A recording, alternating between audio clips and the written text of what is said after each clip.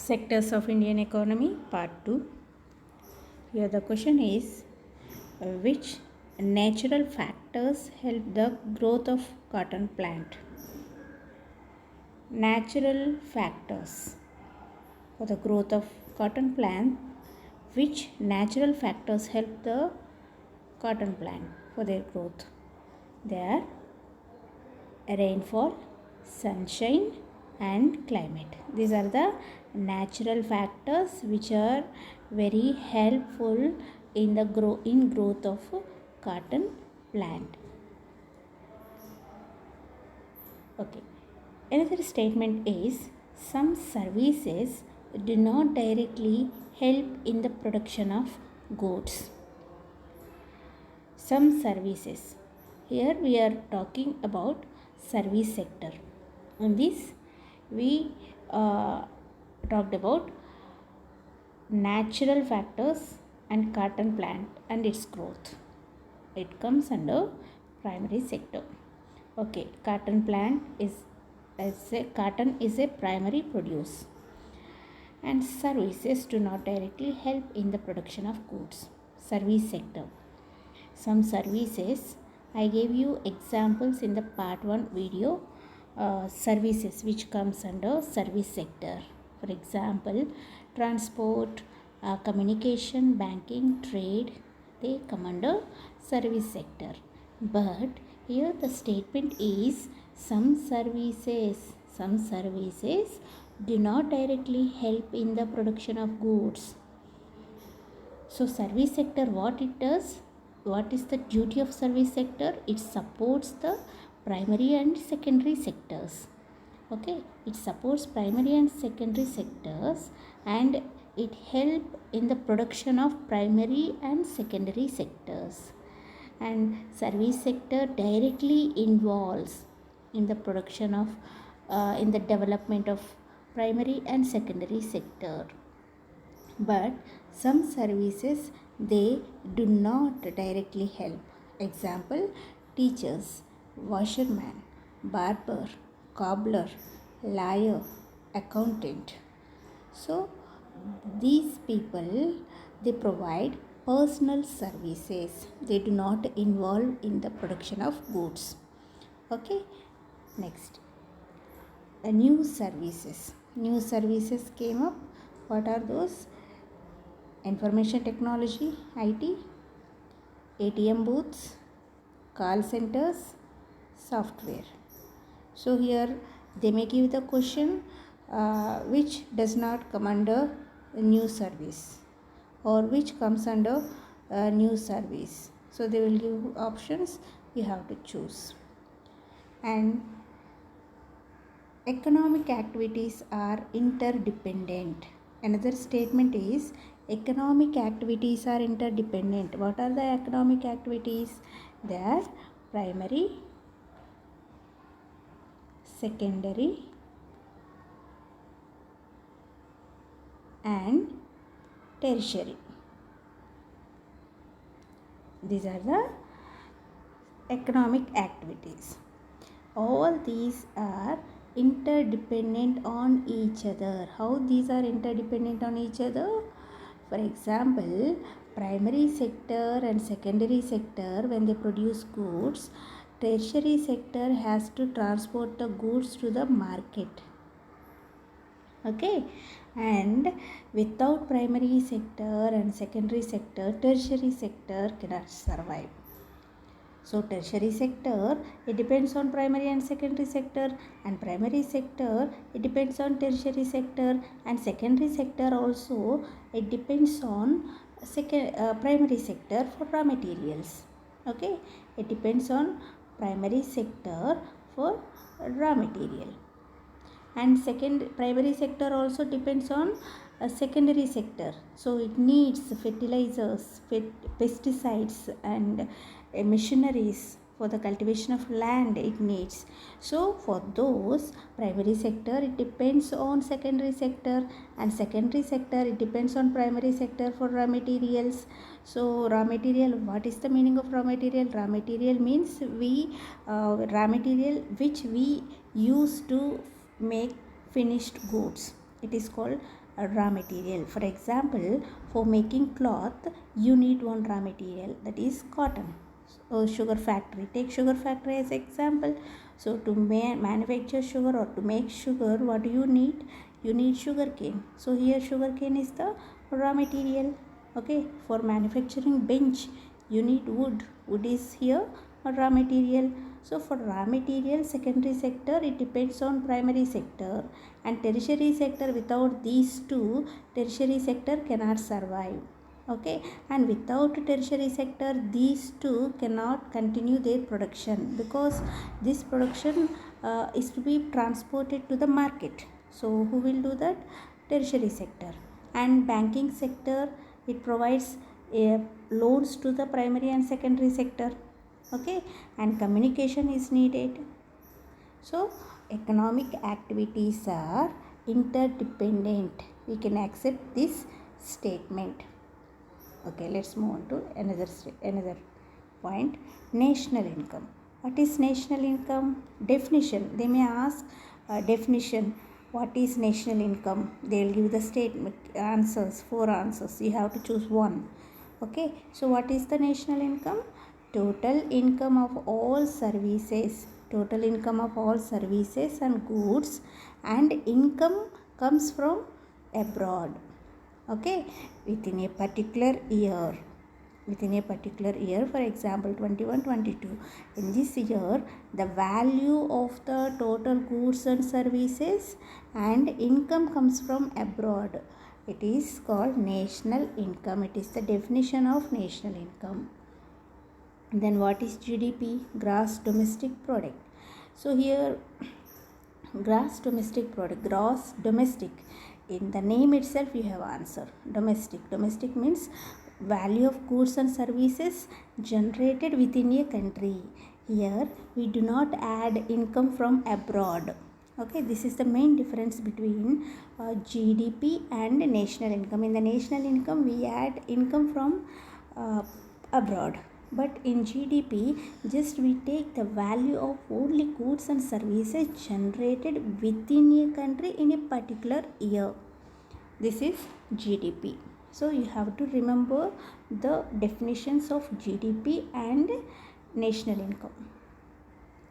Okay, while calculating the GDP, we have to take only the value of final goods.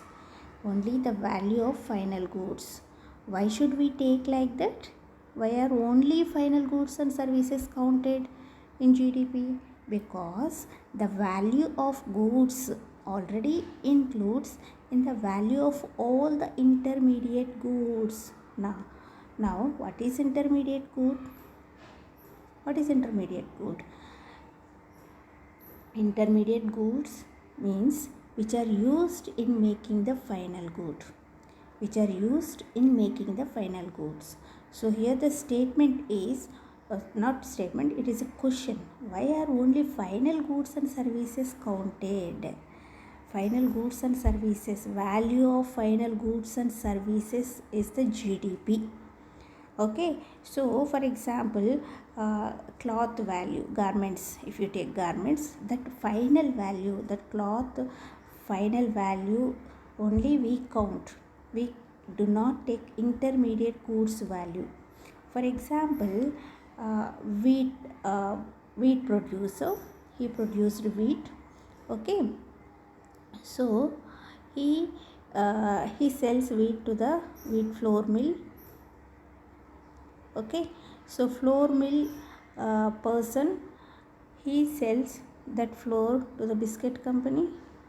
There they produce biscuits by using that flour. So here wheat is the raw material, and all these are the flour, and we need milk. So whatever ingredients we need to make biscuit, so all those are the intermediate goods. So value of these intermediate goods includes in the biscuit company.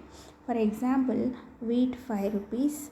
Okay, he bought wheat at 5 rupees, and then he sells to the flour mill at 10 rupees.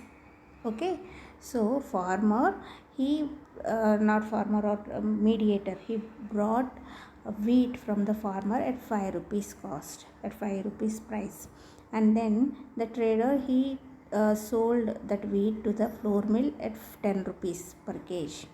Okay, so after flour mill, after making flour, what they do, this flour they sell to the biscuit company.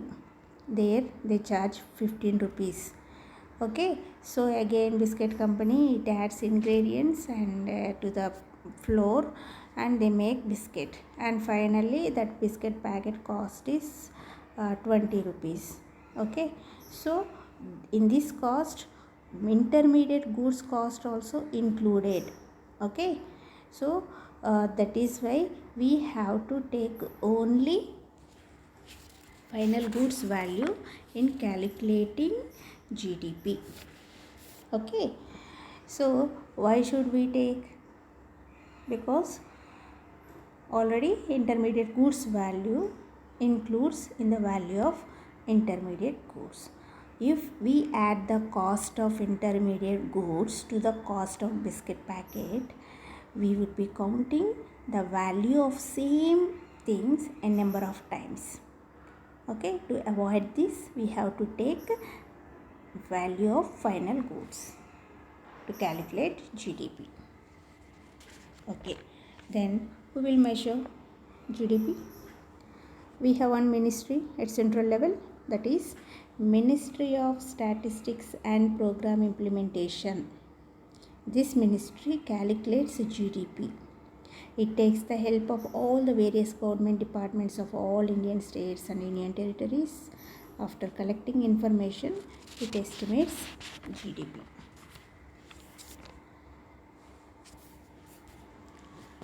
Okay, here the statement is initial stages of development. Primary sector was the most important sector. Primary sector is the most important sector of economic activity at the initial stage of development. So when our country is developing, it has been developing. So India is a developing country. At the initial stage of development, primary sector played an important role. Okay, so what is the reason for that? What was the reason? First reason, methods changed. It means as the methods of farming changed and agriculture sector began to prosper, they introduced new methods in farming. Okay, so because of that agriculture sector it began to prosper. It became it earned more income and it produced much more food. For example, if you take green revolution, it is a one method to increase the production. Okay, so production that produce for food, more food increased, and more grains it increased, the production of grains.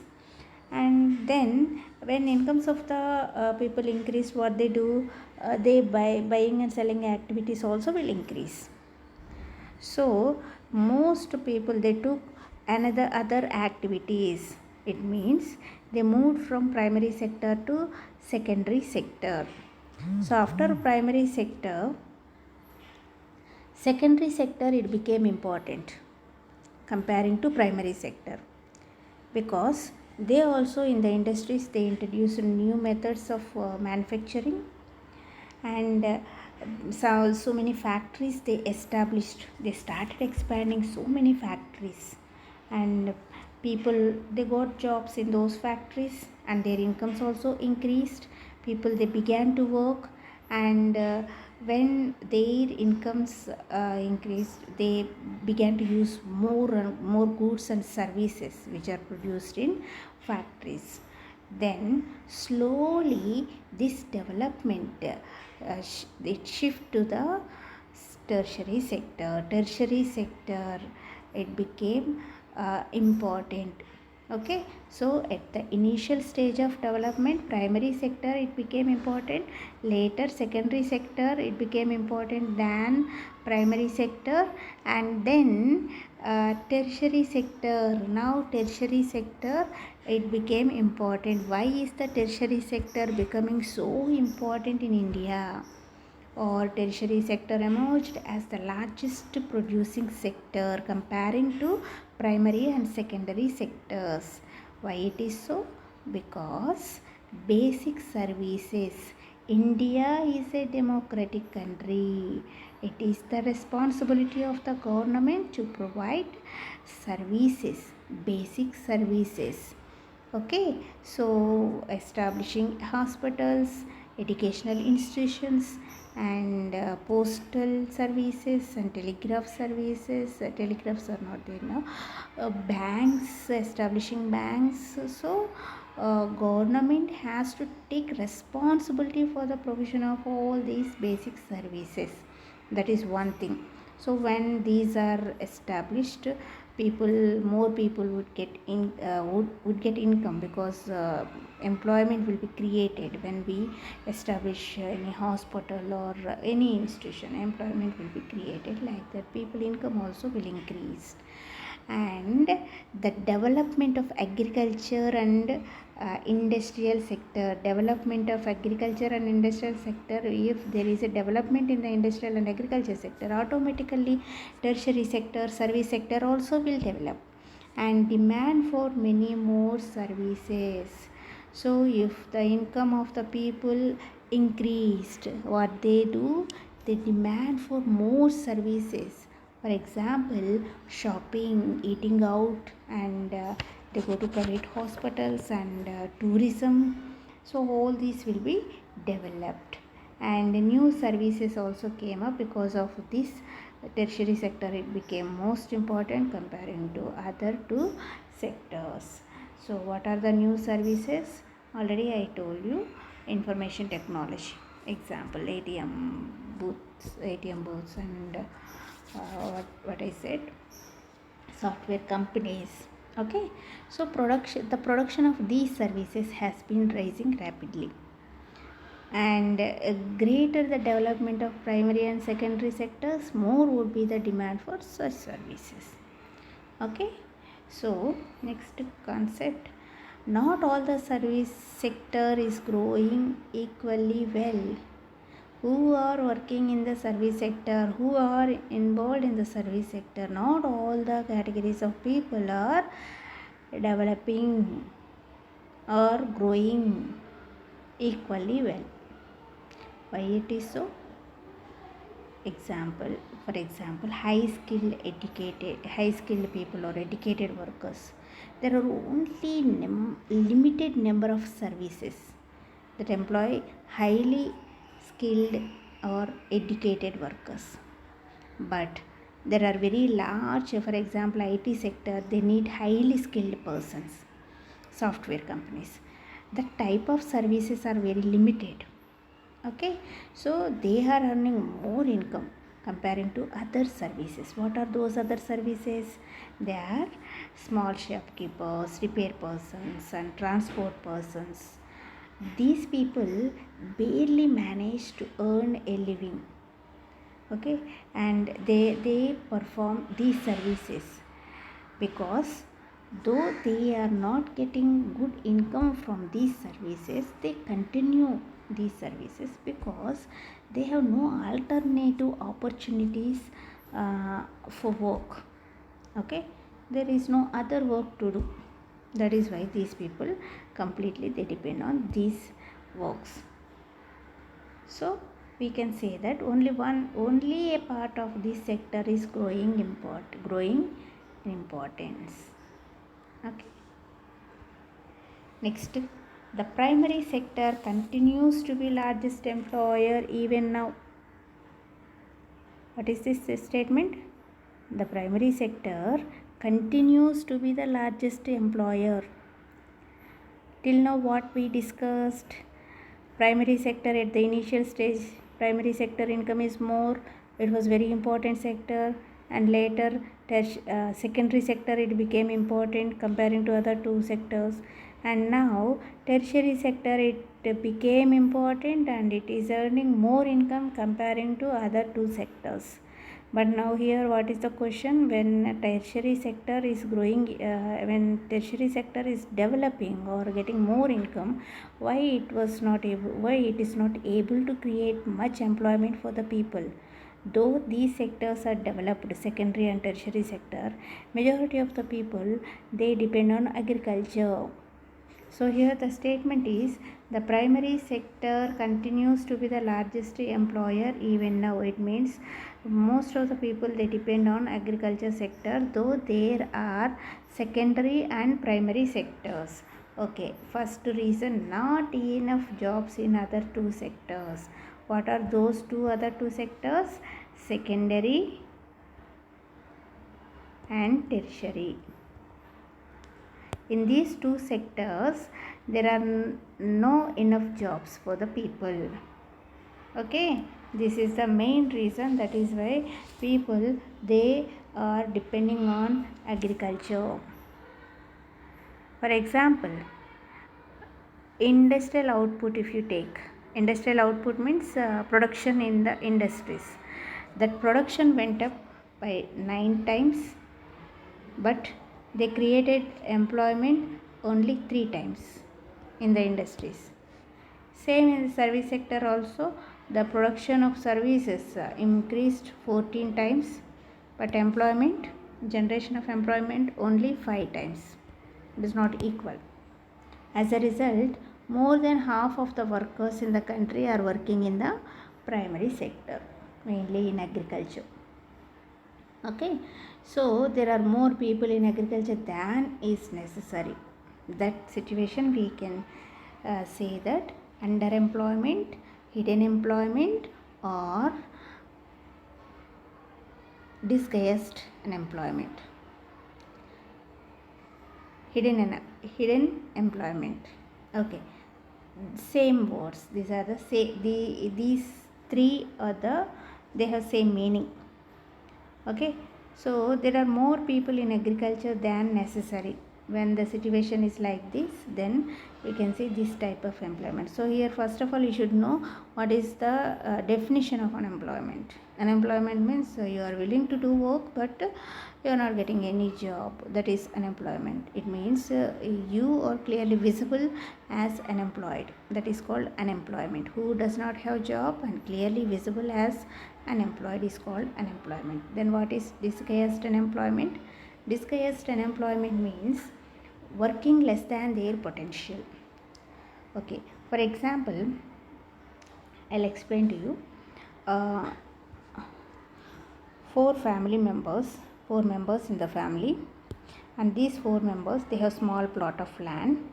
Okay, in this plot of land they depend on this land. So 4 members they are working in this land, but this land needs only 2 persons work. Okay, but extra 2 members also working in this plot. Then because they do not have any chance or they are not getting any work in that village, so instead of being free they wanted to do something. That is why they are working on this land.